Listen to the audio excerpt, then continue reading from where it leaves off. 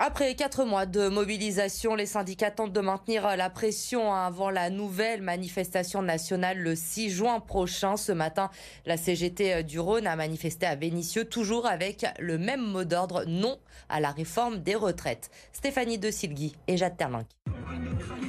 Un mois presque jour pour jour après la dernière mobilisation, les syndicats refusent de baisser les bras.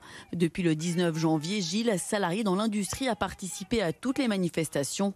14 jours de grève au total, un combat de longue haleine qu'il souhaite mener jusqu'au bout. Maintenant, nous, on n'attend plus grand-chose. Après, on souhaite que la démocratie puisse vivre. Il y a nos aînés qui se sont battus.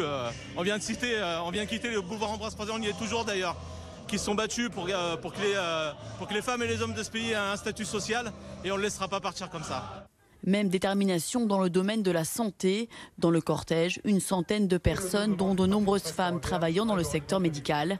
Des aides-soignantes qui dénoncent toujours des conditions de travail difficiles. C'est un secteur où on est épuisé, fatigué, et ça se traduit par forcément des maladies professionnelles parce qu'on n'arrive pas à exercer notre métier. Aller jusqu'à 64 ans, alors qu'on sait qu'il y a déjà des départs qui sont bien en amont de cet âge parce qu'on n'arrive pas à exercer notre métier. Aujourd'hui, c'est encore nous rajouter des années.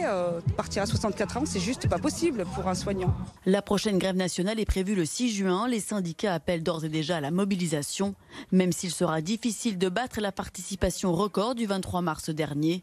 Ce jour-là, entre 22 000 et 55 000 manifestants étaient descendus dans les rues de Lyon.